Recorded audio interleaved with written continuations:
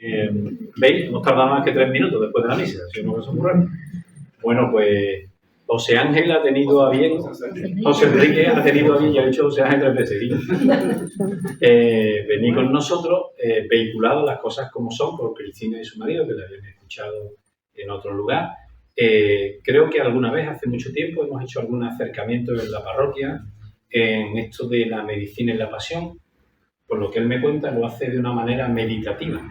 Lo vimos apropiado porque nos vamos acercando a la Semana Santa. En algunas comunidades hemos dicho últimamente que a veces pensamos a Jesús tanto como Dios que se nos olvida su encarnadura, ¿no?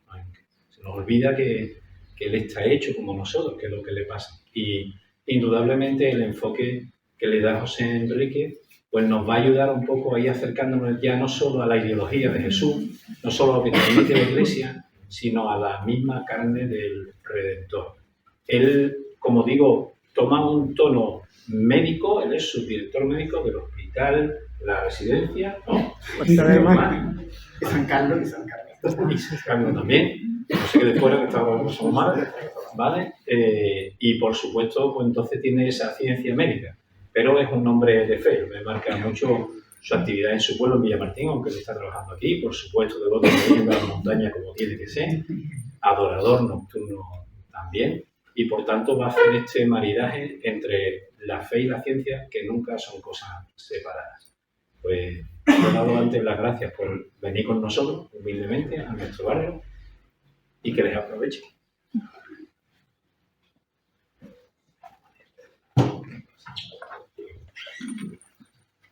Bueno, muchas gracias también al padre Silvio y a Cristina y José que me ofrecieron hace unos días la posibilidad de venir aquí no en sí a dar una conferencia, sino a hacer eso, una charla, meditación de lo que pasó Jesucristo en tan pocas horas, y vamos a ir viéndolo o estructurándola en una serie de partes, como la oración del huerto, la flagelación, la corona de espinas, la propuesta, la crucifixión y lo que es la muerte en la cruz.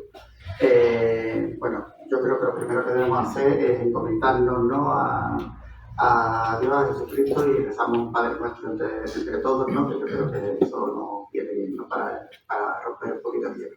Padre Nuestro que estás en el cielo, santificado sea tu nombre. Venga a nosotros tu reino, hágase tu voluntad en la tierra como en el cielo. Danos hoy nuestro pan de cada día, perdona nuestras ofensas, como también nosotros perdonamos a los que nos ofenden. No nos dejes caer en la tentación, y líbranos del mal. Y a nuestra Madre María, Dios te salve, Dios te salve María, llena eres de gracia, el Señor es contigo. Bendita tú eres entre todas las mujeres, y bendito es el fruto de tu vientre, Jesús. Santa María, Madre de Dios, ruega por nosotros pecadores, ahora y en la hora de nuestra muerte. Amén.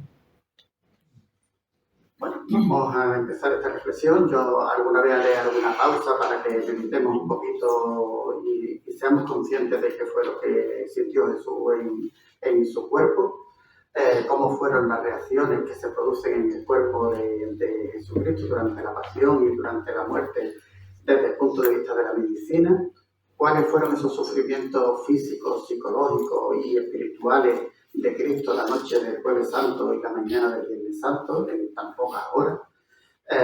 Y como os digo, que me gustaría que el rato fuese un rato como de oración, ¿no?, de meditación y de reflexión de la pasión de nuestro Señor Jesucristo, no una simple charla, una simple conferencia, y que esta meditación nos ayude a revivir la pasión de Cristo de forma personal y comprender más a fondo cómo fueron esos sufrimientos. Lo que yo voy a contar está basado en los evangelios, en estudios de algunos médicos, sobre todo el doctor Santiago Santillán, que fue catedrático de fisiología en la Universidad de Navarra, y en los estudios de Sábana Santa, aunque no me extenderé mucho en lo de la Sábana Santa. Habrá muchos conceptos y términos y explicaciones que posiblemente no vayan a ser entendidas por muchos de vosotros, son términos muchas veces médicos, pero sí espero que todos podáis hacer una idea de lo que pasó nuestro Señor Jesucristo entre el Jueves Santo y el Viernes Santo por la mañana.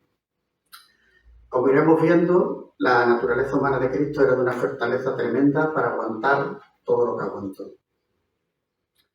La mañana del Jueves Santo Jesús realizó un largo desplazamiento a pie hasta Jerusalén. Era el mes de Nisan, que se corresponde aproximadamente con el mes de marzo de nuestro calendario. Esa noche, la noche del Jueves Santo, Jesús celebró su última cena.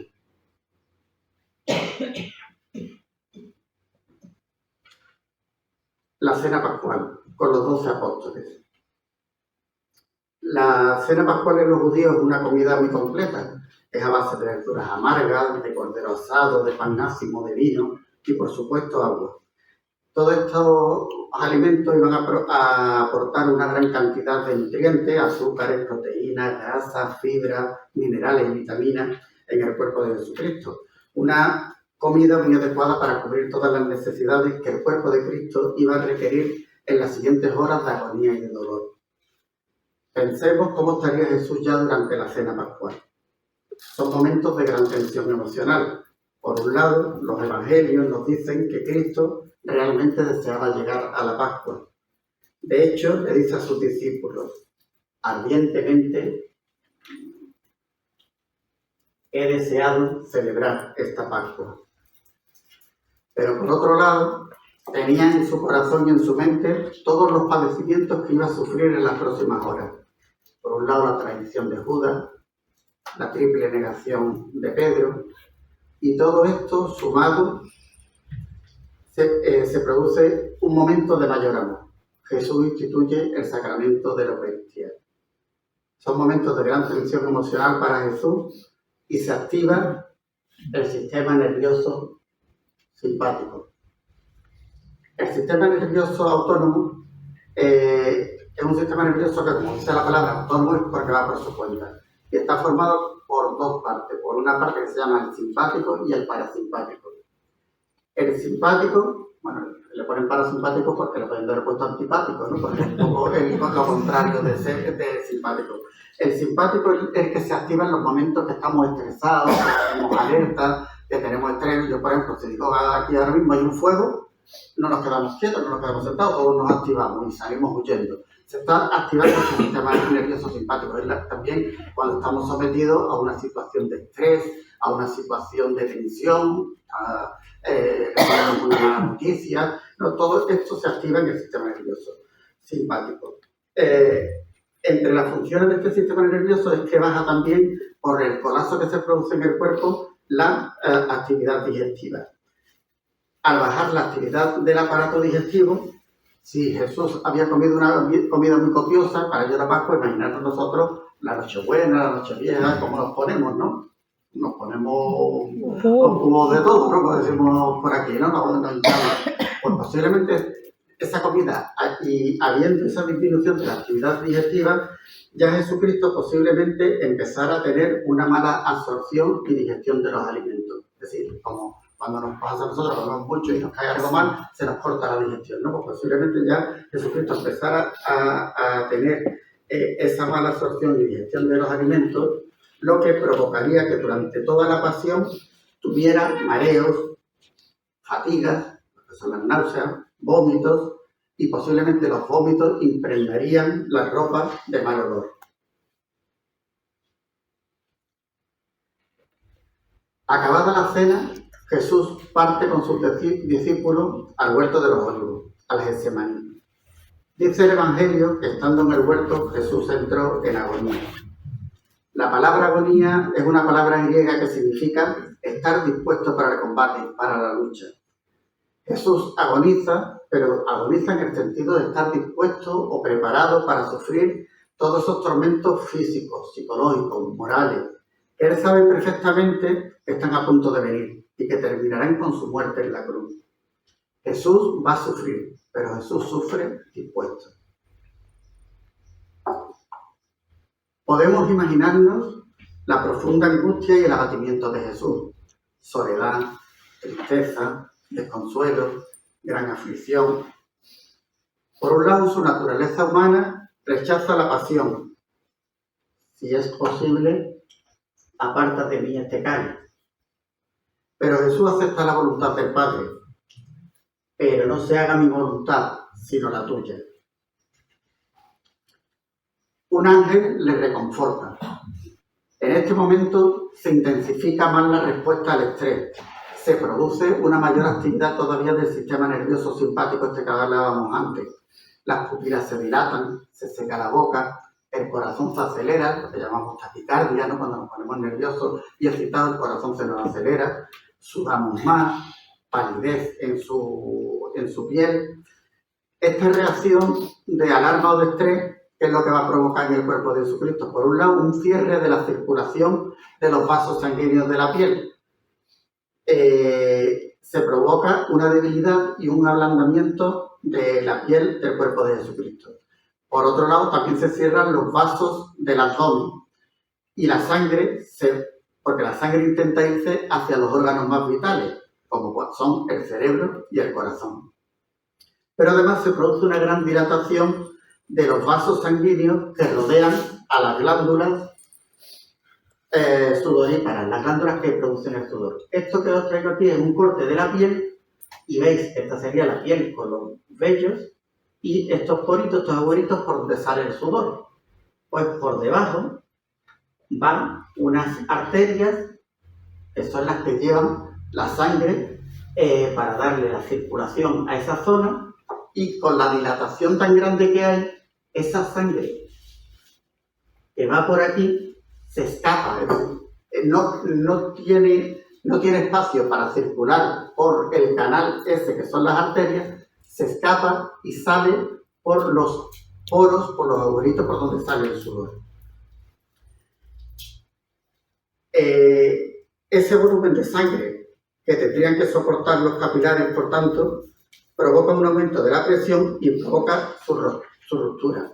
Y entonces se produce la salida al exterior de una mezcla de sudor y de sangre. Es lo que en medicina llamamos la hematidrosis, una palabra muy rara, pero es que en vez de salir sudor o líquido, lo que sale es sangre mezclada con el sudor.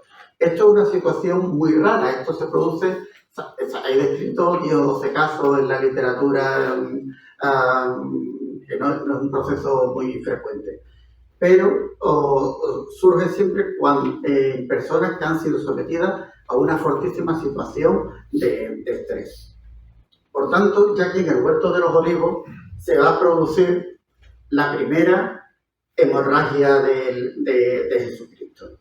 Jesús perdería con la sudoración unos 150-200 mililitros de sangre, un poquito menos que lo que podría ser esta botella de medio litro. La mitad de esta botella es lo que perdería ahí de sangre. Debido también a la intensa actividad del sistema nervioso simpático pues se van a liberar sustancias a la sangre, como son la adrenalina. La adrenalina es una sustancia que nos activa mucho y nos provoca mucha taquicardia, mucho acelero del corazón. Y también va a provocar un aumento de hormonas, de sustancias que se liberan a la sangre, como son el cortisol y el glucagón. Son hormonas contrarias a la insulina, que la insulina lo que hace es que nos retira el exceso de azúcar de la sangre, pues estas sustancias lo que hacen es que provocan un aumento del azúcar en sangre. Si algunos sois diabéticos, sabéis que cuando el azúcar se dispara un poquito para arriba, una de las cosas que provoca es mucha sed. Sí. O posiblemente con esta liberación de estas hormonas y este aumento del azúcar, ya Jesucristo podría tener una intensa sed. Imaginaros, la sed provocaría heridas y llagas en la mucosa de la boca y de la lengua. También debido a esta intensa sudoración y al frío de la noche, ropa empapada, Jesús padecería escalofríos y temblores. Y todo esto sumado a la debilidad por el insomnio, por no dormir. Jesús se habría levantado el jueves por la mañana, temprano, y esto estaba ya sucediendo en la madrugada del jueves al viernes. Las temperaturas en aquella zona y en aquella época eran cálidas durante el día, pero frías durante la noche. También podemos pensar ya que se empiezan a provocar alteraciones en la coagulación de la sangre de Jesucristo y de las defensas de su cuerpo.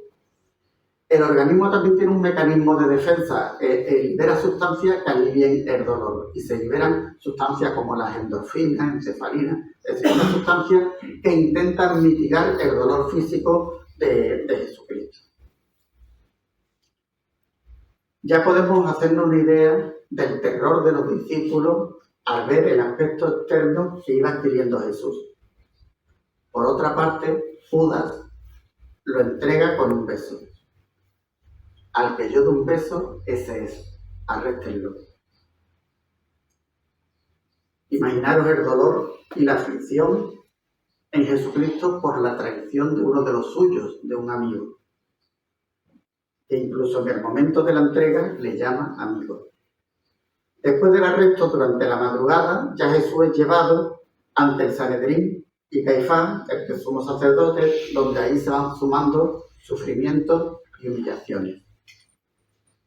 Pasamos ya del tiempo que permaneció en el huerto de los olivos y una vez que llega el sumo sacerdote comienza la flagelación.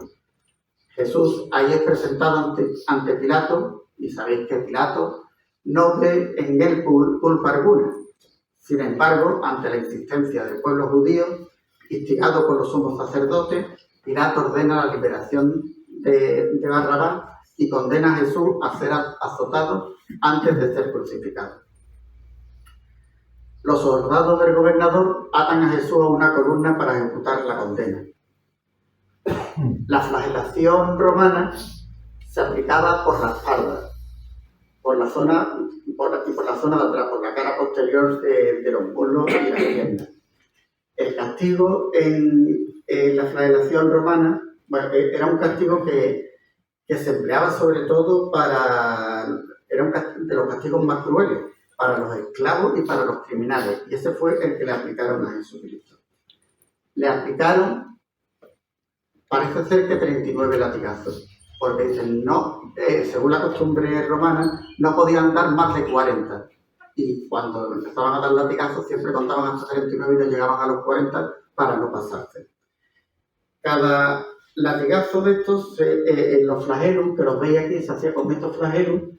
Los flagelum son 3 correas y en esas correas los extremos llevaban unas bolitas, que las veis aquí, metálicas o de trozos de huesos de cordero. Eso de manera que cada golpe se multiplicaba por 3 y desgarraba la zona de la que tiraba, que eso era lo que pretendía, no eran unos látigos simplemente para hacer el daño, sino que al clavarle desgarraba la piel. Se cree que cada una de las heridas esas que provocaba hubiera requerido 20 puntos de sutura. Imaginaros 40 latigazos a 20 puntos de sutura en cada una de las heridas. En la tradición romana, la flagelación la solían hacer 2 de los verdugos, uno a cada lado. Parece que uno era más bajo que el otro por las alturas que iban adquiriendo las heridas de la flagelación.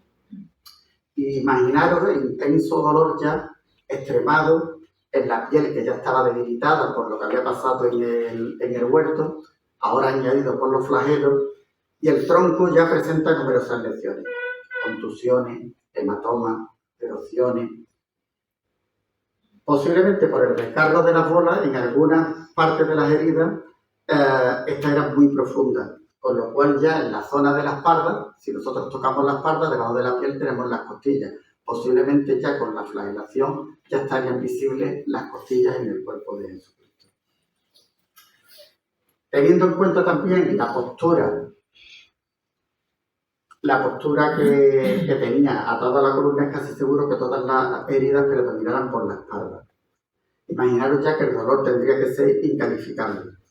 El organismo continúa intentando atenuar este dolor, continúa liberando esas sustancias que os comentaba antes, ¿no? Las endorfinas, son sustancias que hoy en día se emplean también muchas en fármacos para calmar el dolor, ¿no? Y se pone en marcha ya otro mecanismo que es automático y inconsciente, que es lo que llamamos el reflejo masivo corporal flexor, que consiste en reducir la movilidad del cuerpo. El cuerpo se encoge. Cuando a alguien le vamos a pegar, o a un niño le levantamos la mano, el niño, ¿qué es lo que intenta hacer con su cuerpo? Encogerse, para protegerse. Es un mecanismo también de defensa que tenemos para proteger nuestros órganos más vitales. Protegemos el corazón, protegemos el abdomen. Y este reflejo ya apareció en Jesucristo. al encorvarnos, al engarrotarnos, se producen muchas respiraciones superficiales. Al estar encogidos, no tenemos una respiración relajada cuando nuestro cuerpo está más relajado, ¿no? Y por tanto, los pulmones no van a coger aire suficiente. Al no coger aire suficiente, pues provoca una falta de oxígeno en el organismo, lo que conocemos como hipoxemia. El organismo empieza a tener esa bajada de oxígeno y acumula las sustancias que deben estar saliendo. Nosotros cuando cogemos oxígeno, el oxígeno entra en nuestro cuerpo, pasa por todo el cuerpo y sale de los pulmones en forma de dióxido de carbono, de anhídrido carbónico. Pues al no ser las respiraciones relajadas, ese anhídrido carbónico se retiene. Si alguien ha tenido alguna vez una situación de ansiedad o ha hecho una respiración muy rápida, ha visto que los dedos se le engarrotan, que el cuerpo se pone rígido. ¿Por qué? Porque el oxígeno se baja y se retiene el dióxido de carbono, que es tóxico para nuestra sangre, para nuestro cuerpo.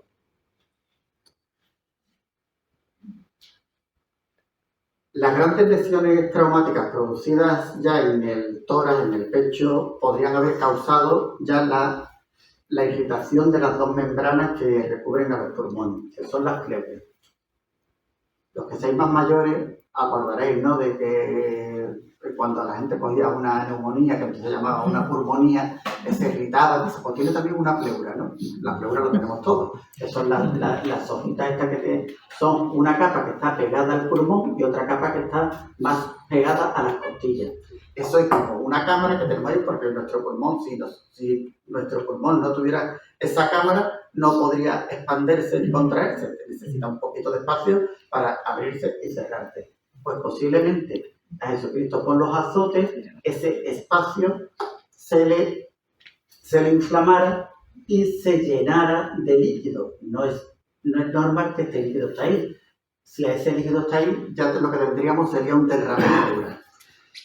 Si aquí tenemos un derrame en la pleura, el pulmón que tiene que abrirse completamente, como vemos en esta figura, que sería el pulmón normal, el pulmón está limitado. La capacidad del pulmón para abrirse es menor, porque lo mismo tener una cámara de aire, que el pulmón se abre y se cierra bien, que tener una cámara de líquido. El líquido, el agua, es una resistencia. Y al haber ese derrame pleural, el pulmón no puede abrirse como lo haría en condiciones normales. Y además, el corazón le pasa igual. El corazón, para moverse, necesita tiene aquí una cámara donde esta membranita que lo recubre es el pericardio. El pericardio, si alguien ha cogido alguna gripe y dice, pues se la complica y ha tenido una pericarditis. Es una inflamación de esa membrana, y al inflamarse esa membrana provoca mucho dolor y el corazón no se puede expandir bien y no trabaja bien, ¿no? Por tanto, ya hay una limitación tanto a nivel cardíaco, a nivel del corazón, como a nivel del pulmón. Por tanto, ya se produce la segunda hemorragia de la pasión.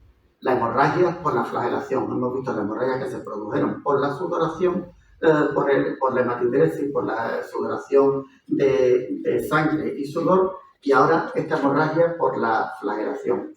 Aquí la pérdida ya de sangre es mayor. Aquí pierde un 40% del volumen de la sangre normal.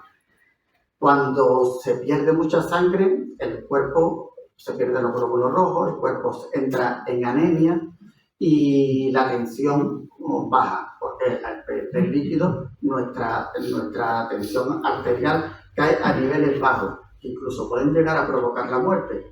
Sin embargo, esto no sucedió en Jesús. Lo que sí es seguro ya que Jesús se encontraba en ese momento en un estado de confusión antes ya de cargar con la cruz.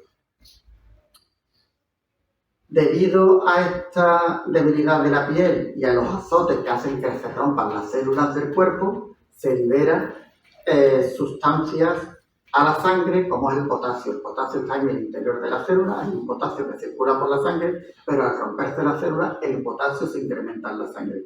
El potasio, cuando se incrementa en la sangre, es muy tóxico para el corazón y provocan arritmias. Las arritmias lo que es que el corazón pierde su ritmo normal. El corazón, cuando está funcionando en personas normales, va a un ritmo siempre constante. Si no cogemos el pulso, la arteria radial, nosotros vemos el corazón va más lento, más rápido, pero va a hacer pom, pom, pom. Cuando hay una arritmia, el corazón hace pom, pom, pom, pom, pom, pom, pom. Que se pierde, es como un tambor ya que se ha vuelto loco. Eso provoca una toxicidad en el corazón que puede llegar a provocar una parada cardíaca. Pero además, cuando se rompen los glóbulos rojos de la sangre, que es donde va el oxígeno cuando nosotros respiramos, se mete en la sangre y se transporta a través de los glóbulos rojos. Cuando se rompen esos glóbulos rojos, se libera la sustancia que es el transportador del oxígeno, que es la hemoglobina. La hemoglobina, es cuando nos hacemos una analítica y dice la hemoglobina la tienes bien, o sea, no tienes anemia. Lo que nos mide es la capacidad de transportar el oxígeno y lo que nos va a determinar si hay anemia o no hay anemia. Pues cuando se libera esa hemoglobina a la sangre, esa hemoglobina se pudre, se degrada, pasa por el hígado, se degrada y se transforma en bilirrubina. Eso sí os suena más, ¿no? Cuando hay una canción famosa por ahí, me sube la bilirrubina, pues posiblemente a Jesucristo le subió la bilirrubina, pero no por otra cosa, sino por la rotura de los hematíes en la sangre. Y es lo que cuando, ahora se ve menos hepatitis A, pero cuando veíamos mucha hepatitis decía, tiene ictericia, o está amarillo, ¿no? La ictericia es el color amarillento de la piel y es provocado por la tinción que da la bilirrubina. Pero la bilirrubina también es muy tóxica, sobre todo para las neuronas. Si habéis visto a alguien con una hepatitis, se pone que tiene problemas de coordinación, de que está como confuso, de que tiene una cierta descoordinación intelectual, ¿no? Y eso le pasaría a Jesucristo también por el aumento de la bilirrubina en sangre. Sin embargo, en el Evangelio no se describe en ningún momento ningún dato de alteraciones neurológicas ni psíquicas en Jesús.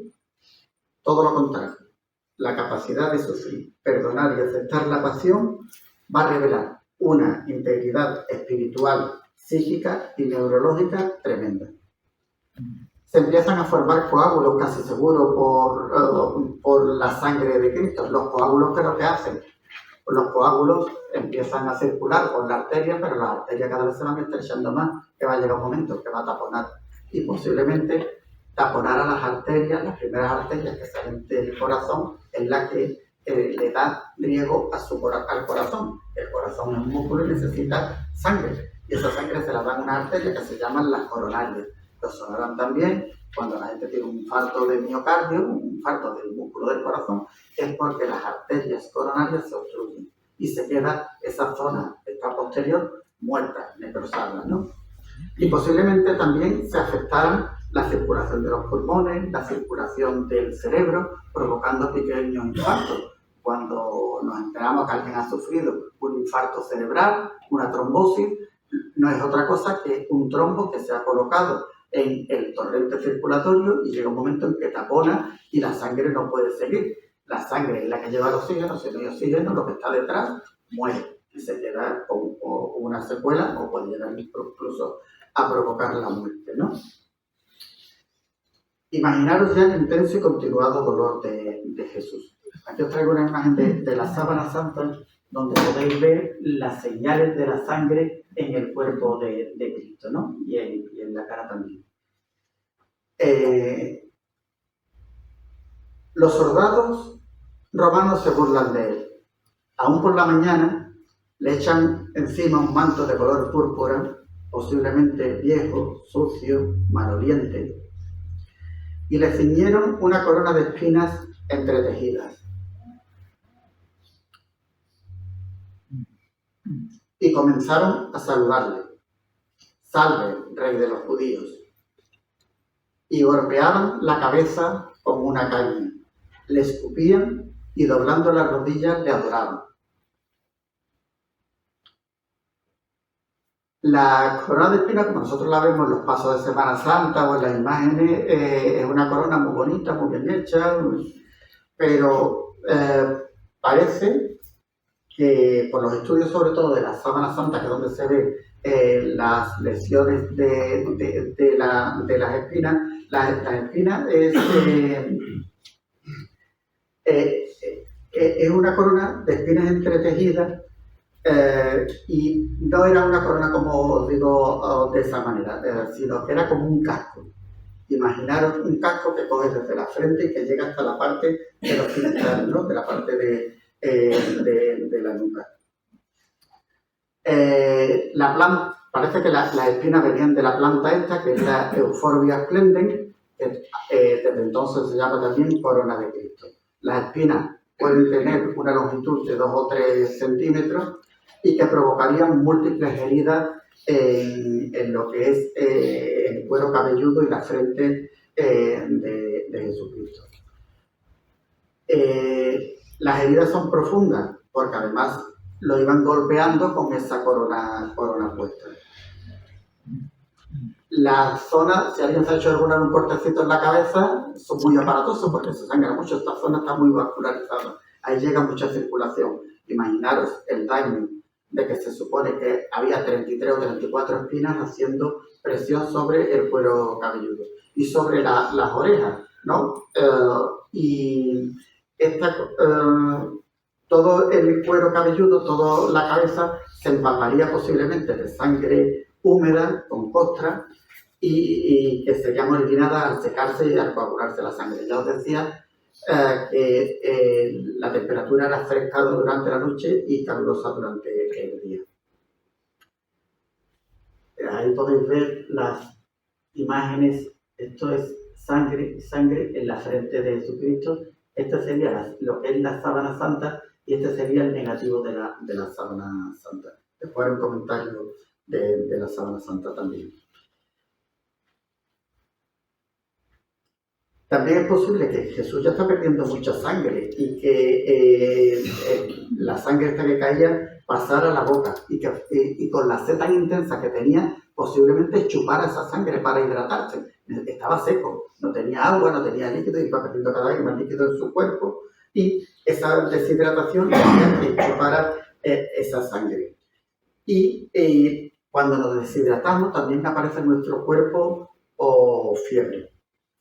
Aquí ya se produce, por tanto, la tercera hemorragia de la pasión, la hemorragia por la corona de espinas. Vimos la de la sudoración, vimos la de la flagelación y ahora tenemos aquí la provocada por la corona de espinas. Es posiblemente ya que aparte del proceso de coagulación de la sangre, ya aprovecharan cuando tenemos una herida, que es lo que nos suele, si no nos las curamos y no nos desinfectamos, ¿qué es lo que nos pasa? Que se nos infectan. Pues posiblemente ya las bacterias, imaginaros ya en tantas heridas, posiblemente entre la debilidad y esas heridas abiertas empezaran a aparecer bacterias e infectar las heridas del cuerpo de Jesucristo. Pilato lo presenta al pueblo con un aspecto espantosamente deplorable. Ahí tenéis a vuestro rey. Haceros una idea de Jesucristo, flagelado, con la corona de espinas en la cabeza, cubierto con un manto maloliente, somnoliento de no haber descansado y del sometimiento que estaba siendo llevado a cabo. Gran debilidad, el pelo revuelto, ostras de sangre coagulada, encogido por el flexor que os comentaba antes, doblado por el intenso dolor, con contusiones y hematomas en la cara, quizás temblando y tiritando por el dolor intenso, el frío y la fiebre, con una sed aún más intensa, la saliva pastosa y espesa, la lengua seca, los labios agrietados de la sequedad, dolor de cabeza por las espinas, y encima le hacen llevar un trozo de palo en la mano a modo de cetro y se le presenta como un rey. La debilidad es muy grande, todo va empeorando, todo se va complicando cada vez más. El derrame de los pulmones se intensifica, el derrame de la capa que vuelve el corazón, del pericardio, también se identifica, con lo cual cada vez la respiración es más difícil y más complicada. Jesús sufre una sed fortísima por la gran deshidratación. Cuando nuestro cuerpo se deshidrata, el líquido para producir la orina pasa por los riñones. Cuando el cuerpo se queda sin líquido, los riñones, ¿qué le pasa? Se colapsan, dejan de funcionar. El riñón dice, aquí no viene líquido, mi función se anula y por tanto el riñón entra en lo que se llama una insuficiencia renal. Al provocarse esta insuficiencia renal, los riñones empiezan a fallar y las sustancias tóxicas de la sangre no se limpian. Sabéis que la gente que le falla el riñón se va a una máquina de diálisis porque hay que sacarle todos los tóxicos de la sangre. En este caso, Jesucristo los tenía dentro, pero el riñón deja de funcionar y esos tóxicos siguen en la sangre. Sin embargo, Jesús permanece callado, perdonando, aceptando el sufrimiento y quizás preparándose ya para el duro camino que le espera hasta el Calvario. El gobernador le condena a muerte en la cruz. Le arranca la túnica de forma violenta y brusca. Cuando nosotros tenemos heridas en la piel y no las tapamos, esas heridas empiezan a secarse, si le echamos el manto y lo despegamos, ¿qué es lo que hace? Se vuelve a traer las heridas y otra vez a sangrar. Si nosotros no hacemos una buena cura con una gasita y la empapamos en una agua oxigenada para humedecerla, si nosotros la gasa se nos seca, tiramos y sangra. Pues imaginaros esa túnica ahí pegada al cuerpo al tirar el nuevo sangrado que provocaría. Nueva hemorragia, más frío, más temblores musculares y sobre todo la vergüenza y la humillación pública que padecería Jesucristo. Lo más probable también, por los estudios de la época, es que Jesús no transportara la cruz como la conocemos en el travesaño horizontal y en el vertical, sino que solamente cargara por lo que llamamos el patíbulo, que es el travesaño horizontal. Ese es un madero que pesaría unos 30 o 40 kilos, vasto, rugoso. Al ser un solo madero, posiblemente lo llevara Jesucristo por detrás de la nuca, con las dos manos agarradas a cada uno de los extremos. Y posiblemente con las manos atadas a ese madero. El peso de 30 o 40 kilos sobre esta zona, una zona que ya estaba sangrando, el peso lo recibiría sobre la zona de las cervicales y sobre las paletillas, los omóplatos. Esta zona es una zona también muy dolorosa. Si alguien ha cargado algo en esta zona, es una zona de bastante dolor. Y al ir con las manos amarradas, la cara y las piernas van a quedar muy expuestas a las caídas por tropiezo o por la propia debilidad que ya tenía Jesucristo. No está muy lejos el palacio de Poncio Pilato del Gólgota. Habrá unos 700 metros, 1,5 kilómetros, en lo que hoy en día se conoce como la Vía Dolorosa. Sin embargo, imaginaros cómo se le haría ese trayecto a Jesucristo. Sería un trayecto largo, difícil, muy doloroso. Jesucristo descalzo, cubierto de heridas, con un madero bajo los hombros, una corona de espinas, sediento, aturdido, en estado de shock, bajo un fuerte sol de mediodía. ¿Os acordáis que ya apretaba el sol? Estábamos a media mañana. Rodeado de burlas, injurias, humillaciones que tendría que soportar en el camino. Nos dice el Evangelio: y a uno que pasaba por allí, Simón de Cirene, el padre de Alejandro y Rufo, que volvía de su granja, le forzaron a llevar la cruz de Jesús. Aunque Simón de Cirene es forzado a ayudar a Jesús, sabemos que al menos Cristo cayó 3 veces. ¿Y cómo caería? Cuando nosotros tropezamos y vamos a caernos, es lo primero que echamos. Las manos de Jesucristo como estaban, pegadas al madero y atadas, con lo que estaba en el suelo, con la cara y con las rodillas. Posiblemente tuviera muchas lesiones en las rodillas y en la cara, posiblemente, y en la sábana santa se ve una lesión que parece que es como si le hubieran dado un palo, y posiblemente del traumatismo, de la rotura de los huesos propios de la nariz al caer y soportar el golpe en el suelo. Provocarían hemorragias nasales, lo que conocemos como mosqueta, ¿no? Una epistasis, ¿no? Que sería la palabra más técnica para denominar a esa hemorragia nasal. Imaginaros el rostro de Jesús, pálido, amoratado, sangrante, con hinchazones, la nariz deformada. Ten en cuenta, cuando tenemos un traumatismo en la cara, también la parte de los ojos casi se nos entierran por los edemas que se provocan en los párpados. el cuerpo sucio, lleno de polvo, maloliente, los ojos, como os digo, casi cerrados, la contracción de los labios dejando al descubierto los dientes partidos, eso denota mucho sufrimiento, angustia y desamparo, y soportando ruido ensordecedor de voces y gritos. Estaba todo el mundo echado a la calle viéndolo pasar, zona de mercado que había en la Vía Dolorosa. Posiblemente ya Jesucristo tendría una fuerte jaqueca tensional por todas estas contusiones.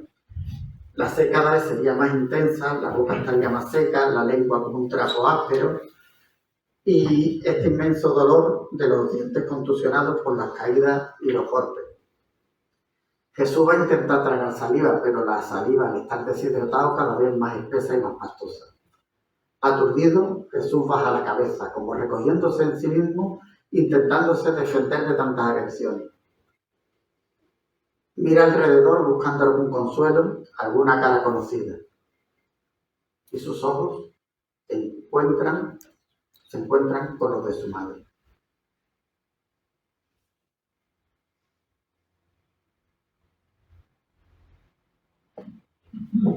Imaginaros también la situación de una madre viendo el sufrimiento de ese hijo. Pero ahí halla Jesús ese consuelo de lo que es una madre, de María. Ahí cada corazón vierte en el otro su propio dolor y reconfortado, Jesucristo prosigue su vía cruz. Ya es poco más de mediodía. Comienza a hacer mucha calor. Jesús suda aún más, se fatiga más. Posiblemente le hayan atado una cuerda al cuello o a la cintura para tirar de él, gritándole, insultándole. Tal vez, desde que terminó la flagelación, multitud de moscas, insectos, se lanzarían sobre su herida. Cuando las heridas se secan y se infectan, acuden, muchos eran las moscas, los insectos. Habría mal olor por la ropa sucia, la sangre coagulada, el vómito, el olor. Imaginaros el vómito ese que se hubiera provocado en el huerto, y eso estaría seco y maloliente.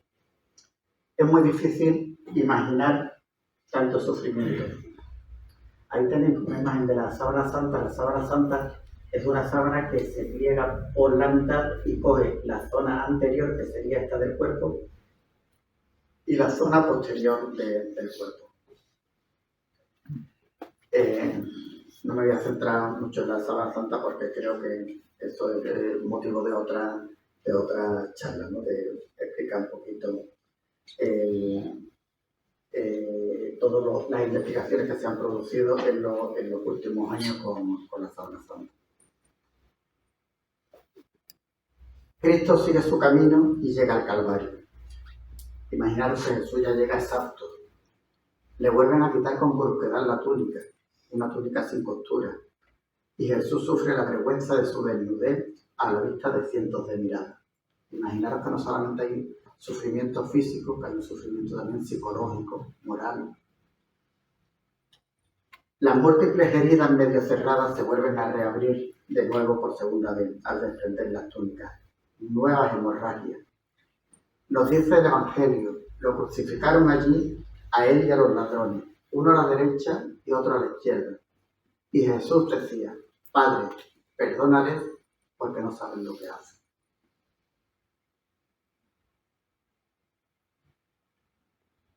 Por ponernos un poco en aquella situación, San Mateo dice que desde la hora sexta, desde las 12 del mediodía, toda la tierra se oscureció hasta la hora nona, las 3 de la tarde.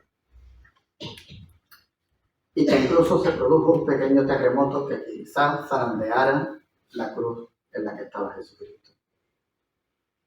Por documentos históricos es razonable pensar que primero clavaran los dos brazos al tablero horizontal, que cargó durante el camino al Calvario, durante la manera que dijimos que se llamaba patíbula. Los clavos de hierro que empleaban los romanos para la crucifixión eran unas pirámides largas, cuadrangulares, con una amplia base de retención, también cuadrada. Y esta es los huesos de la mano y la piel de la mano de Jesucristo. El clavo, como muchas veces vemos en la imagen, no se clavaría por aquí, ¿Por qué? Porque si estás de pie, con el peso del cuerpo, se abriría una herida y el cuerpo se caería para abajo. ¿Por dónde metían el clavo? Lo metían por esta zona entre los huesos del carpo, que son los huesecillos estos que tenemos en la zona de la muñeca, o entre los huesos del carpo y el radio y el cúbito que están en esta zona. Casi seguro que lo metieron por la zona de las dos hileras del carpo. Estos son 10 huesecillos, que son 5 más anteriores y 5 posteriores. Y ahí queda un hueco por donde pasan estructuras vasculares, arterias y venas, y pasa un nervio que inerva esta zona y es muy sensitivo, que es el nervio mediano. El nervio mediano, el que haya tenido un túnel carpiano, sabe que es un nervio que es muy doloroso. La gente se tiene que operar porque el dolor le impide que hace trabajo, sobre todo el trabajo en un ordenador, o tiene trabajo en la construcción, o pintando. Esa compresión del nervio es muy dolorosa. Pues a Jesús casi seguro que se lo atravesaron con los clavos. Y eso le provocaría una parálisis. De hecho, se ve en la sábana santa, parece que Cristo tiene 4 dedos, y lo que tiene es que al clavarlo, este dedo hace un reflejo y se quedan así. Y por eso se superpone con la palma de la mano y se ven solamente 4 dedos. En cuanto a los pies podrían ser clavados de 2 maneras. Un pie al lado del otro, que sería de esta manera, un clavo a un pie y un clavo a otro, o con un solo clavo poner los 2 pies, uno encima del otro. Y este último caso es posible, poniendo un pie sobre el otro, el dolor es mucho mayor. Y además parece que es la manera en que clavaron los pies de Jesús. Porque, como veis ahí, en lo que os he puesto, el supedáneo o pedestal, es un pedestal para apoyar los pies. Ese supedáneo no empiezan a utilizarlo en las crucifixiones hasta a partir del siglo IV antes de Cristo, es decir, 400 años después de la muerte, del nacimiento de Jesucristo, con lo cual parece que no era la manera de la manera que le pusieron los pies.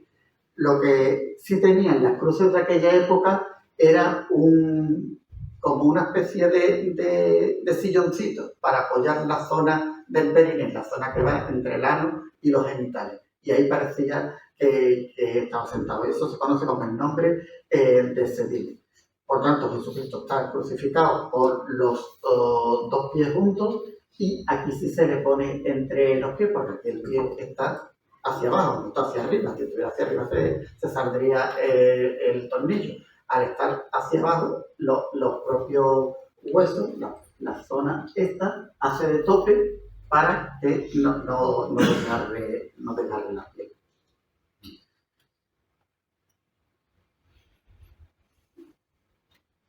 A continuación, una vez que ya estaba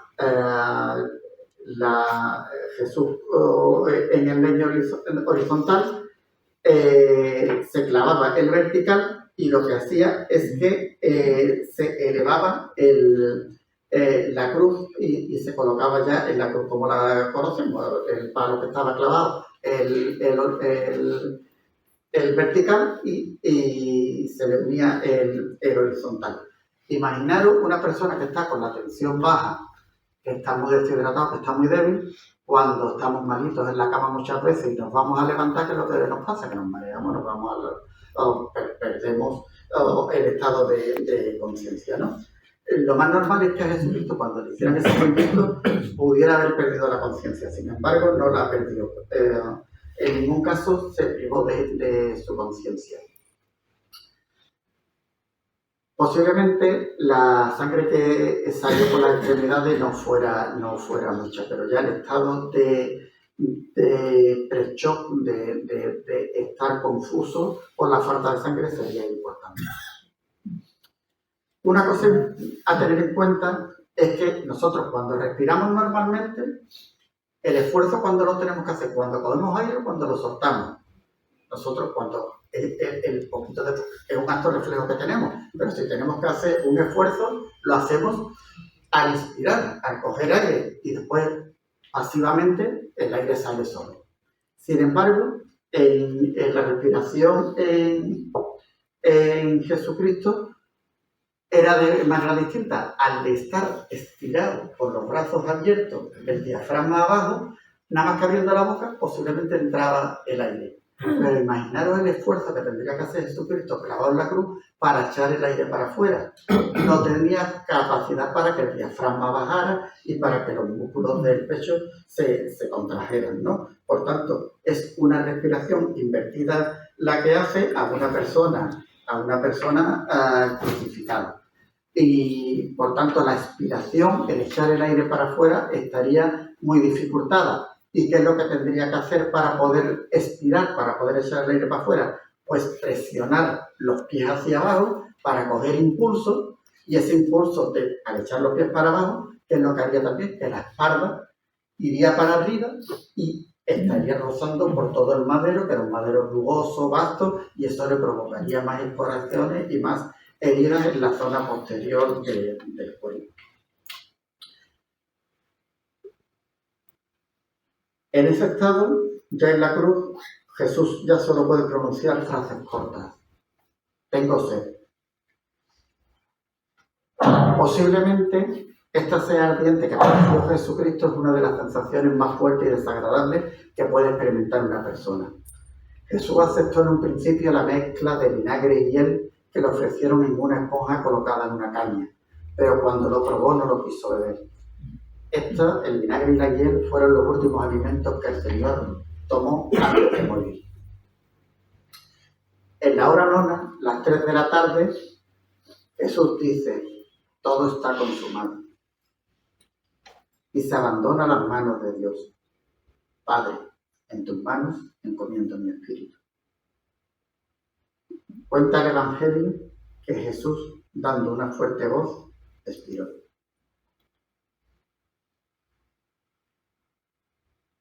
Sin duda, esta expiración con S, que es echar el aire para afuera, para expirar con X, que es morir, es el último esfuerzo y este posible dolor cardíaco extremadamente agudo que tendría pudo implicar la rotura del corazón de Jesús. En ese momento, el velo del templo se rasgó en 2 partes, de arriba abajo. La tierra tembló y las rocas se quebraron. El centurión y los que con él custodiaban a Jesús, al ver el terremoto y lo que pasaba, tuvieron mucho miedo y decían: verdaderamente, este era el Hijo de Dios. ¿Y de qué murió entonces Jesucristo? Pues Jesús posiblemente muriera de muchos factores, como hemos ido viendo. Posiblemente lo que más se afectara sería el sistema cardíaco y pulmonar, pero también la tensión emocional y la descarga nerviosa intensa, la falta de sangre, y que provocaría un estado de disminución de la circulación en el cuerpo, y posiblemente un shock séptico, que es que la sangre ya se infecta con una infección. Posiblemente, lo que os decía, el corazón se volvió loco con el potasio y la falta de líquido y entrar en arritmia. La insuficiencia cardíaca provocada por el edema ese que se provocaba en las paredes que yo decía alrededor de los pulmones y alrededor del corazón. La asfixia provocada por el líquido en los pulmones y la postura de crucificado. Los trombos, las coagulaciones que se iban produciendo en los grandes vasos.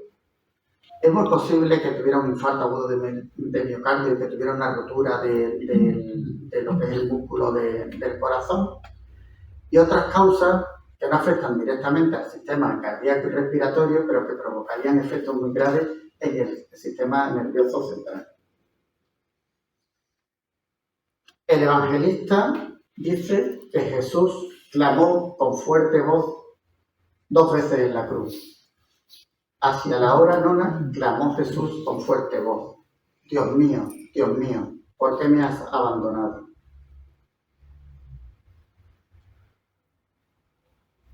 El hecho de que gritara Jesús por una segunda vez en voz alta y luego dejara caer su cabeza y muriera, sugiere la posibilidad de una muerte súbita por esa rotura cardíaca que os he comentado. No hubo ningún tiempo exento de dolor, e inclinando la cabeza entregó su espíritu.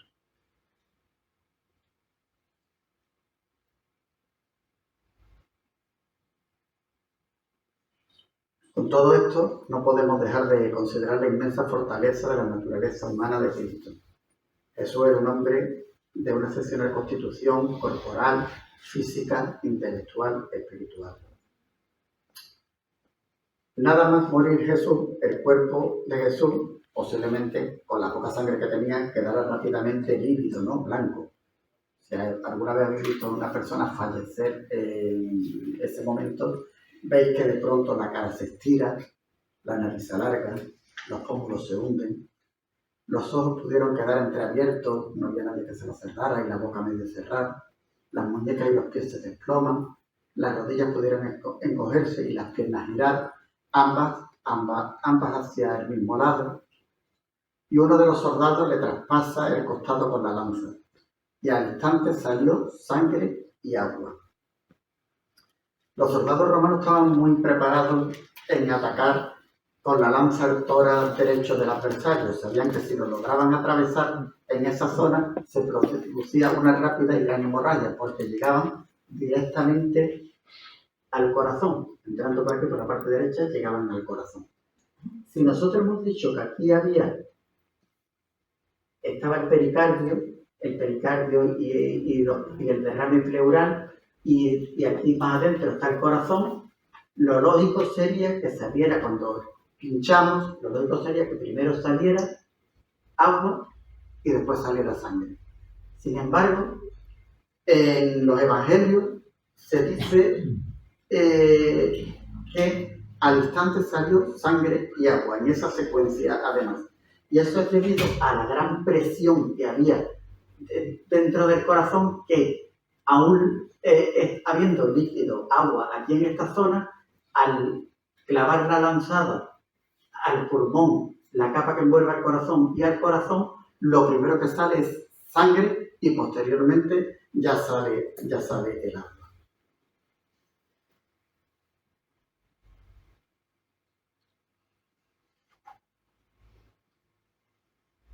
Antes de descender el cuerpo de la cruz, era costumbre de los judíos envolver con un sudario o paño la cabeza del difunto, sobre todo si estaba especialmente desfigurado. Cuando José de Arimatea desclava a Jesús de la cruz y desciende hasta el suelo el cuerpo inerte de Jesús, lo sostiene en sus brazos, le quita la corona de espinas.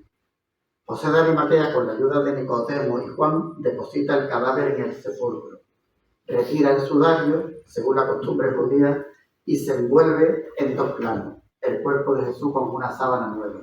Y eso es lo que es la sábana santa, sobre la que se están haciendo ahora muchos estudios.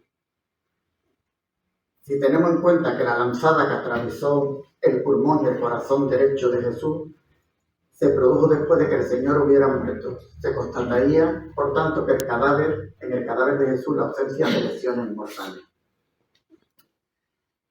Como hemos visto, la muerte de Jesús es el resultado de un largo proceso agónico que lo que ha durado son 12 o 13 horas. No se pueden hacer más cosas con una persona, más ensañamientos, en tan pocas horas como lo que hicieron con Jesús, ¿no? Aproximadamente desde las 2 de la madrugada de la noche del jueves hasta las 3 del mediodía del viernes siguiente. Lo que es evidente es que Jesús murió en la cruz y que lo hizo por todos nosotros, por lo menos nuestra fe nos dice eso, ¿no? De tal manera amó Dios al mundo que ha dado a su Hijo único para que todo el que cree en Él no muera, sino que tenga vida eterna. Después de todo lo que os he dicho, podemos ver el mal que el hombre puede infligir al hombre, en este caso al mismísimo Dios. Todo lo que os he narrado nos puede dejar muy abatidos y desalentados, pero no. Nosotros los cristianos nos quedamos con la esperanza de la mañana de la Pascua de Resurrección. Gracias.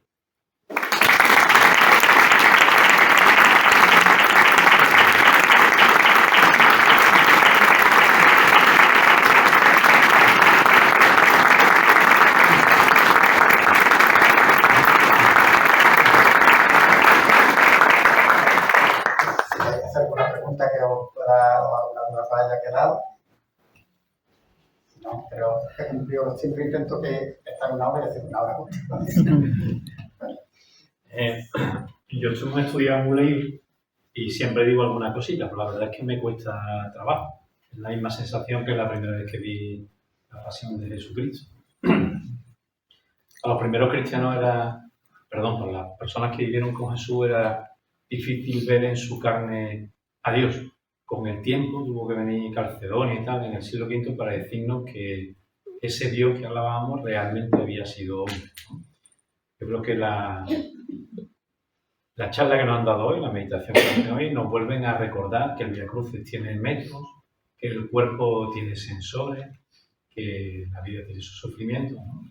Y nos devuelve un poco abajo nuestra espiritualidad, probablemente la mejor forma de que luego pueda subir arriba de una manera buena. También le agradecemos a José Enrique, como lo ha expuesto, muy rapidito, muy entendible para los que no estamos tan puestos en la cosa. Indudablemente vemos que a pesar de lo gráfico que es, lo hace también desde la fe. Y esa síntesis es la que nos pide la Iglesia, y un poco Dios, que veamos la salvación y el Espíritu en la carne. Nos queda una Semana Santa para meditar, pero ahora muchas gracias a él, también a los que habéis venido, los habituales y otra gente que no conozco tanto. Gracias también por venir, y siempre ha sido el Vía Crucis y Pili la que nos va metiendo en Semana Santa, pero hoy vamos a entrar de lleno. Es importante que también con esto veamos la Semana Santa no solamente como algo exterior, sino que también llevemos, cuando veamos la imagen, pues recuerde el sufrimiento, que es la idea también un poco, ¿no? De que profundicemos un poquito en la otra manera de ver la Semana Santa, ¿no? Pues nada, Muchas gracias a todos por invitarme.